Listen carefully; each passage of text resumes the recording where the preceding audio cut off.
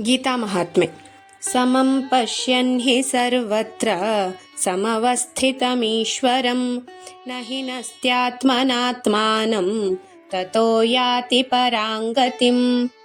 ಎಲ್ಲ ಕಡೆಯಲ್ಲಿಯೂ ಸಮಾನನಾಗಿರುವ ಈಶ್ವರನನ್ನು ಸಮನಾಗಿ ನೋಡುತ್ತಿರುವವನು ತನ್ನಿಂದ ತನ್ನನ್ನು ನಾಶ ಮಾಡಿಕೊಳ್ಳುವುದಿಲ್ಲ.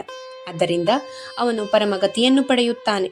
ಸಮಸ್ತ ಸ್ಥಾವರ ಜಂಗಮಾತ್ಮಕ ಪ್ರಪಂಚ ತ್ರಿಗುಣಗಳಿಂದ ಹುಟ್ಟುತ್ತದೆ. ಎಲ್ಲ ಜೀವಜಂತುಗಳಲ್ಲೂ ಪರಮಾತ್ಮ ಸಮಾನವಾಗಿದ್ದಾನೆ.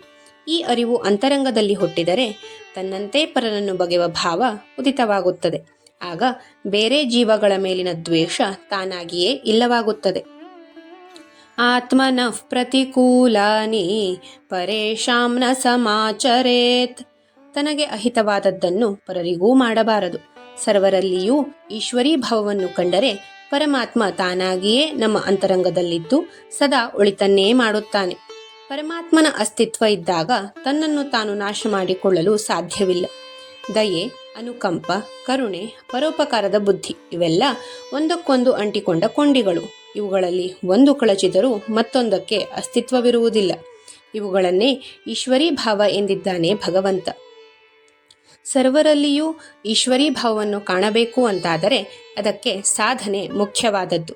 ಆ ಸಾಧನೆಯೇ ಯೋಗ, ಧ್ಯಾನ, ಜಪ, ತಪ, ಸುಖ ದುಃಖಗಳಲ್ಲಿ ಸಮಾನತೆಯಿಂದ ಇರುವುದು. ಇವೆಲ್ಲವೂ ಕೂಡ ಬದುಕಿನ ಪರಮ ಗುರಿ, ಪರಮ ಪದವಿಯನ್ನೇ ಪಡೆಯುವುದು ಅಂತಾದರೆ ಈ ಲೌಕಿಕ ಜೀವನಕ್ಕೆ ಅರ್ಥವೇ ಇಲ್ಲವೇ ಎಂಬ ಪ್ರಶ್ನೆ ನಮ್ಮಲ್ಲಿ ಸಹಜವಾಗಿ ಹುಟ್ಟುತ್ತದೆ. ಆದರೆ ಭಗವಂತ ಅದಕ್ಕೆ ಉತ್ತರವನ್ನು ಕೊಟ್ಟಿದ್ದಾನೆ. ಲೌಕಿಕವಾಗಿಯೂ ಬಹಳ ಲಾಭವಿದೆ. ಮನಸ್ಸಿನ ಕಲ್ಮಶಗಳು ತೊಳೆದು ವಂಚನೆ, ಮೋಸ, ಸಂಕುಚಿತ ಬುದ್ಧಿ, ಮೇಲು ಕೀಳು ಎಂಬ ಭಾವನೆ ತೊಲಗಿ ವ್ಯಷ್ಟಿ ಹಾಗೂ ಸಮಷ್ಟಿಯ ಹಿತ ಉಂಟಾಗುತ್ತದೆ. ಲವಲವಿಕೆ, ಉತ್ಸಾಹ, ಒಳ್ಳೆಯ ಆರೋಗ್ಯ ಅವನದಾಗುತ್ತದೆ. ಇವೆಲ್ಲವೂ ಲೌಕಿಕ ಜೀವನಕ್ಕೆ ಅಗತ್ಯವಾದದ್ದೇ ಆಗಿದೆ. ಹಾಗಾಗಿ ಗೀತೆಯಲ್ಲಿ ನಮಗೆ ಹುಟ್ಟಬಹುದಾದ ಎಲ್ಲ ಸಹಜವಾದ ಪ್ರಶ್ನೆಗಳಿಗೂ ಉತ್ತರವನ್ನು ಭಗವಂತ ಕೊಟ್ಟಿದ್ದಾನೆ.